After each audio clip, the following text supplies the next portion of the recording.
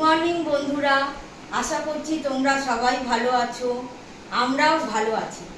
আজকে হচ্ছে শুভ রথযাত্রা, সবাইকে রথযাত্রার শুভেচ্ছা। তোমাদের আগেই বলেছি যে আজকে আমরা নারায়ণ পুজো করবো রথযাত্রার দিন, তার প্রস্তুতি অনেক আগেই শুরু করে ফেলেছি। তাহলে চলো দেখো কতটা প্রস্তুতি এখনো পর্যন্ত হলো। মা এসে গেছে কালকে, তো মাকে আর কালকে তোমাদের দেখায়নি, যেহেতু অনেক রাত হয়ে গেছে আসতে। তো দেখো মা এইসব প্রস্তুতি করছে, মোটামুটি যেটুকু করেছে সেটুকু এই মুহূর্তে দেখিয়ে দিলাম। আর আমার মাকেও দেখে নাও, এখনো পর্যন্ত যেটুকু প্রস্তুতি হয়েছে সব মাই করেছে। সব গোছগাছ মোটামুটি হয়ে গেছে, এখন ঠাকুরমশাই আসার অপেক্ষা।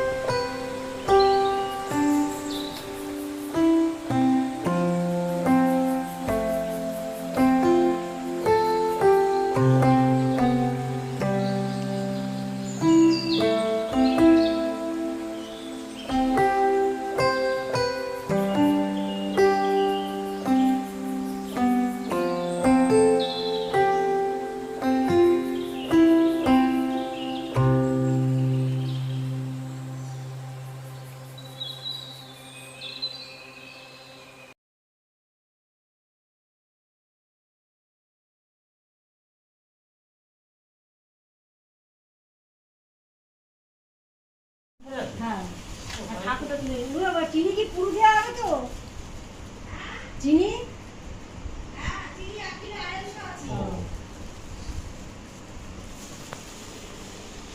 সিংহাসন পড়ে রয়েছে, আর আটা ময়দা আছে রাজিদা। হ্যাঁ, কেটে দিই, সব কেটে দিয়েছি। আর কটা বাতাসের দিয়ে দেবে। একটু ভাই দাঁড়া করবেন, আমি দিতে পারবো ওইখানে আমাকে আমার না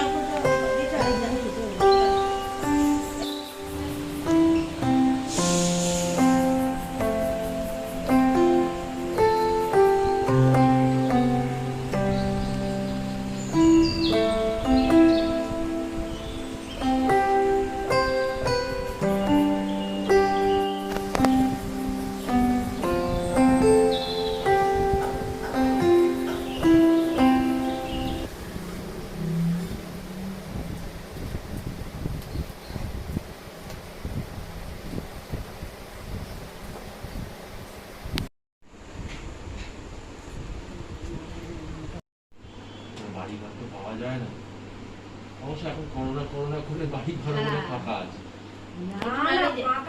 ওটা একটু মালাগুলো ফাঁক করে এই করে দাও, শুধু আর করে দাও একটুখানি। হ্যাঁ মা ধরো তো একা দিয়ে ঠাকুরটাকে, মা একটু ঠাকুরটাকে ধরো একা দিয়ে। হ্যাঁ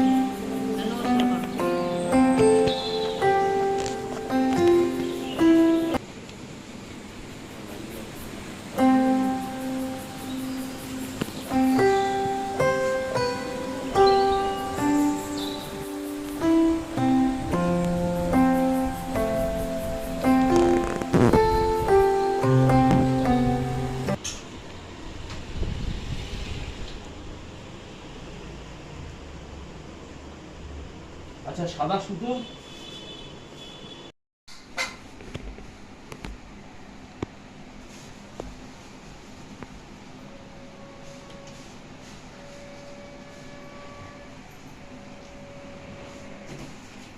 ओम वेतगंधे भूषणं ओम विष्णु ओम विष्णु ओम विष्णु ओम तद विष्णु परमपादं सदा वसनं सुरेयुक्तपादं अपूर्वितं भवित्वा सर्ववत्रं वदोपिवयच्छं सुन्दरिकाक्षं शावज्जीव बन्धनः सूत्रमनादव दासिमानवादोरीशरं विशालवस्मादव सर्वे सर्वकार्येषु ओम विष्णु ओम विष्णु ओम विष्णु ओम गंगे जगन्नाथ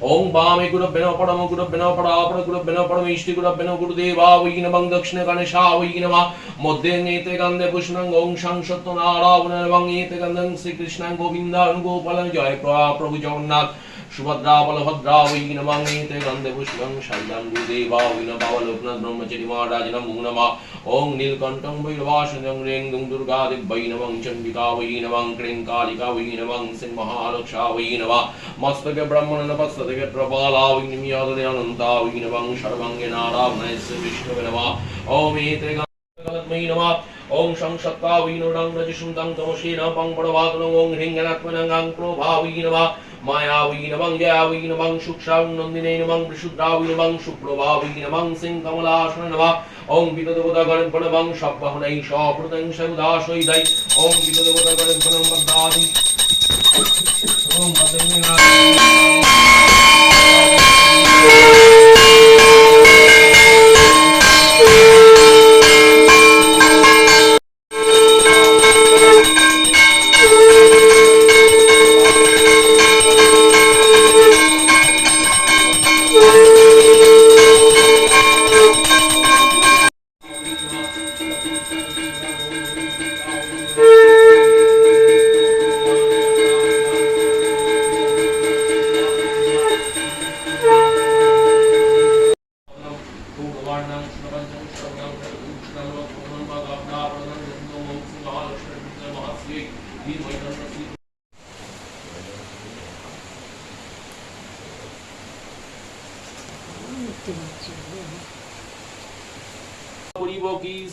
আচরণ ফকির বলেন হাসি শুনো বিপ্রবর বেদ বা কোরআন কিছু নহে মতান্তর যেই রাম সেই রহিম নাম একই হয় তিলকে নাহি কুদুই কহিনু নিশ্চয় কহিতে কহিতে কথায় অখিলের নাথ শঙ্খ চক্র গদা পদ্মে শোভে চারি হাত দেখিয়া ব্রাহ্মণ তবে পড়িলা ধরণী কত মতে স্তুতি করো গদ গদ বাণী দেখিতে দেখিতে পুনঃ হয় ন ফকির তাহা দেখি ব্রাহ্মণেরও চক্ষু হয় স্থির ব্রাহ্মণ বলেন প্রভু অর্চিব তোমায় পূজার প্রণালী কহ ধরি তব পায় ফকির বলেন শুনো শুনো বিপ্রবর যে মতে করিবে পূজা কহি অতঃপর গদুম সবাসের করিবে কগুড়া সুপারির সগণ্ডা পান রম্বা ছড়া শর্করা সবাসের বাই কুকুর দিবে ক্ষীর কিংবা দুধ সহভক্তিতে অর্চিবে এই সব বস্তু বিপ্র করি আয়োজন চারিদিকে বসিবে কো যত ভক্তগণ আমার গুণের কথা শুনিবে শ্রবণে বিধানে পুজিব বিপ্র পরম যতনে সত্যবীর কহি সবে মাথে দিবে হাত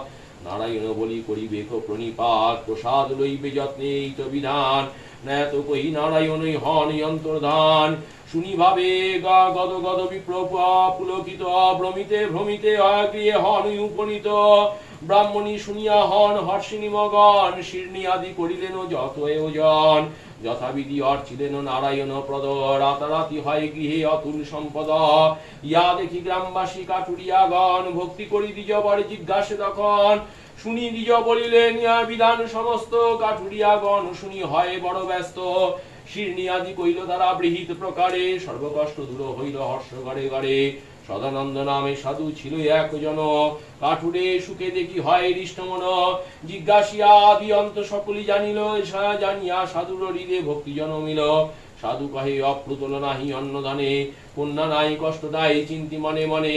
যদি মোর গৃহে এক জনমের তনয়া, পুজিব শ্রী সত্যবীরের শ্রেণী অগ্রে দিয়া। এত কই গেল চলি সাধু অঙ্গী করি, কালেতে জনমে কন্যা পরমা সুন্দরী। শ্রীনি দেওয়া কথা সাধু যে ভুলিল, সুপাত্র দেখিয়া সাধু কন্যা বিবাহ দিল। কতকালে সাজাইয়া সাতখানি তরি, জামাতা লইয়া সাধু যায় তরা করি। দক্ষিণ পাটনে ছিল রাজা কলানিধি, সেই দেশে সদাগরে নাম আইল বৃদ্ধি। নিপে সম্বাসিয়া থাকে তরুণী চাপিয়া, বিপত্তি ঘটিল হেরো শিরনি নাহি দিয়া। রাজার ভান্ডার যত ধনা দিয়া ছিল, নিশির মধ্যে সাধুর নৌকায় পূর্ণ হইল। চরমুখে শুনি রাজা ধরিয়া লইল, জামাতা শ্বশুর লয়ে কারায় পুরিল। রাজা দেশে কোটালো মশানো লয়ে যায়, পাত্র অনুরোধে তারা দোহে প্রাণ প্রায়। কারাগারে বন্দি তারা থাকে দুইজন, কি কই দুঃখের কথা না হয় বর্ণন। এখানে সাধুর বার্যা আর তার সুতা, পতির বিলম্ব দেখি চিত্তে দুঃখ যাতা। পতির বিলম্ব দেখি চিত্তে দুঃখ যাতা, সর্বস্ব হইল নষ্ট পড়িল দুঃখেতে।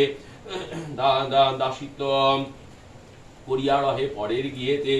একদিন সাধু সুতা বেড়াইতে গিয়া, আনন্দিত বিপ্র ঘরের শিরনি দেখিয়া। বিশেষ জানিয়া তথ্য করিল মাননা, পিতাপতি উভে গিয়ে আসে কামনা। তারপর গেল ঘরে সাধুর তনয়া, সত্যনারায়ণ তাহে জনমিল দয়া। শ্বশুর জামাতা যথা বন্দি কারাগারে, স্বপ্নে গণ নারায়ণ সেই নরবরে। শুনো শুনো হে রাজাই আমার বচন, কলিকালে পূজ্য আমি সত্যনারায়ণ। সদাগর আর তার স্নেহের জামাই, বিনা বিনা দোষে বন্দি আছে, দোষ কিছু নাই। রজনী প্রভাত হইলে দুই সদাগরে, দশগুণ ধন দিয়া তুষিবে সাদরে। বলিতে বলিতে হইল মোহন মূরতি, স্বপ্ন হেরি চমকিয়া উঠে নরপ্রতি।